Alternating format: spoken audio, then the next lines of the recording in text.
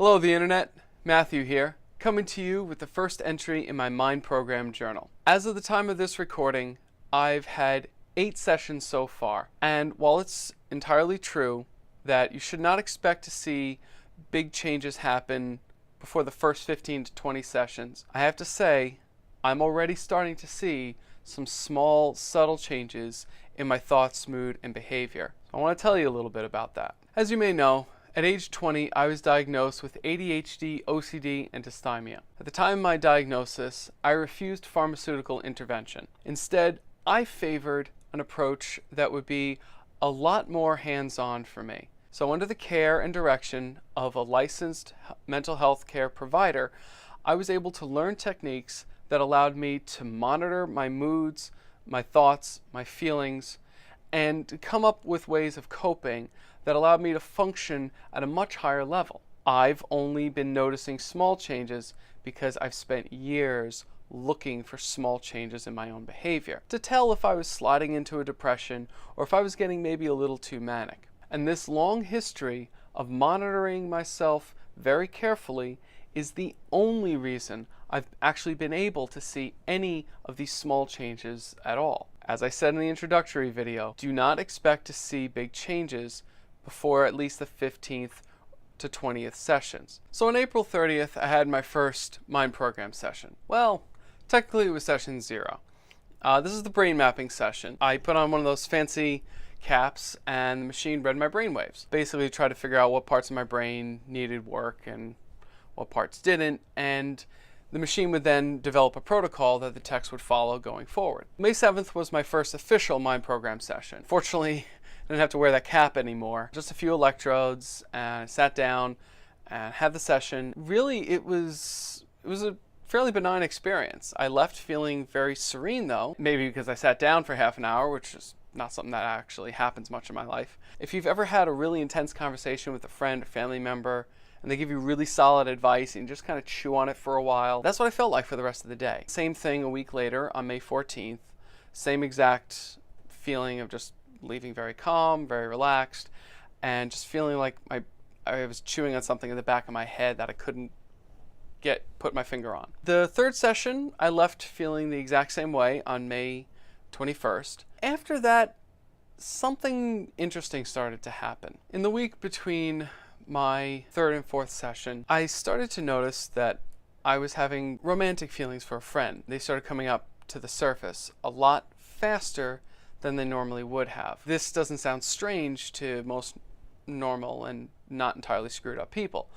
But for me, it was a moment where I realized that for my entire life, if ever I had romantic feelings for someone that seemed inconvenient, which is pretty much almost all of them, I would compartmentalize like a pro. I would ignore, suppress, push aside, deny to myself for as long as possible, and sometimes I could drag this process on for months. Now, I know I've built a brand on going into yourself and being honest with yourself and being brave enough to push those things that society or your upbringing might encourage you to hide. I don't want to seem like a hypocrite here, but I didn't even know I was really doing that. I didn't really know that was a problem until I suddenly wasn't doing it, until the feelings that I was having were not being hidden anymore. I had to stop and I had to really look back on my past and realize that from a very young age, romantic feelings, crushes, and all that stuff was always discouraged in my house and in my church. So I never really built healthy mental and emotional skills to understand, assess, and express those feelings in a healthy way. So I wasn't sure why this was happening. At first I thought maybe it has something to do with the treatment I'm getting. So I spoke with the experts. I was told that the machine does, in fact, help heal trauma. Well, that fits the bill. So I'm going to have to assume that the treatment has something to do with the fact that I was starting to feel feelings that I would normally suppress. What's more, I was actually able to process these feelings and act on them in a healthy way. And then something even more interesting happened. Not only was I rejected by my friend at that point, but not that long after that, on June 1st, I had another session, and shortly after that, approached another woman and got turned down again. In both cases, I didn't even break stride. Now, those who know me personally know I thrive on rejection. Don't really take it personally, and I just keep going. But it was a little bit different for me in these two cases. It really, really juiced me. Normally, when I get rejected, you feel that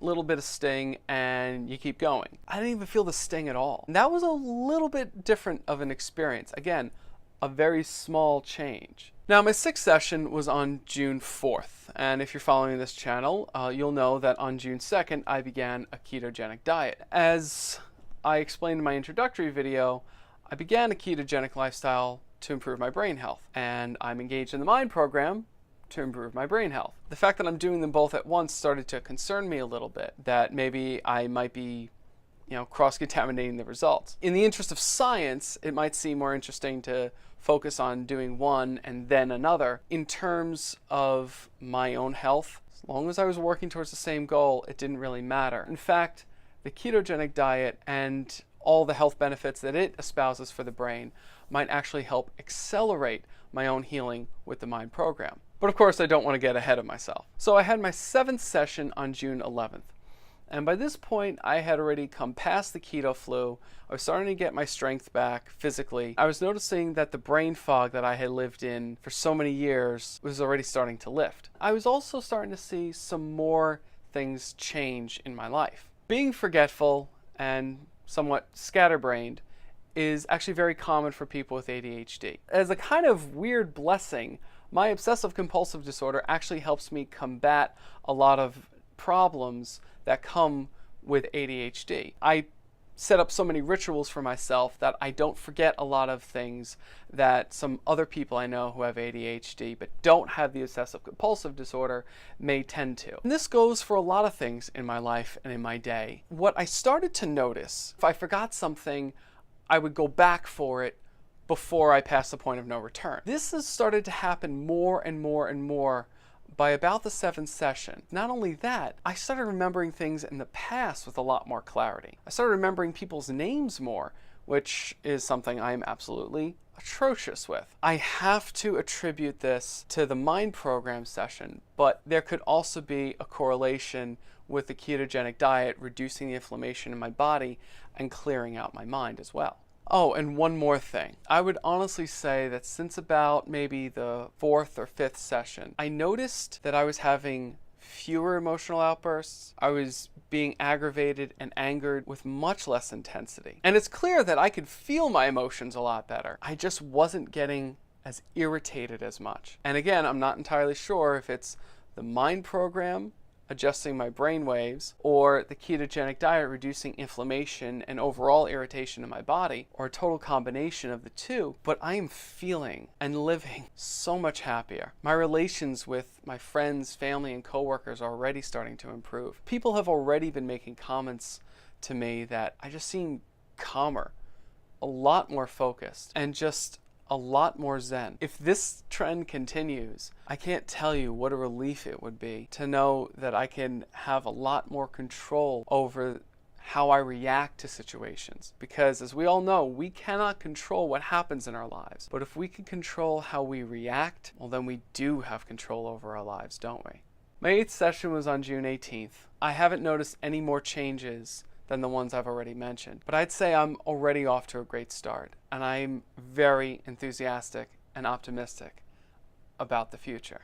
And I want to state again for the record, you should not expect results before the 15th to 20th session. The only reason I've been able to report on some of these small, subtle changes already is because, again, I've spent a large portion of my life carefully monitoring all the little things that change in me from day to day. So if you want more information about the MIND program, I suggest you check down the description below for all the links to the Phi Center. Follow them on social media. And if you have any questions or comments about my experience, I will be happy to answer them as bluntly and honestly as possible. And if there's something I can't answer for you, I will make sure to get you the information as quickly as possible. So I want to thank you for tuning in. Check back in about a month. I will have another update video after I've had another 4 sessions, so that I will again be able to backtrack for each one and hopefully give you a more accurate snapshot of my process as I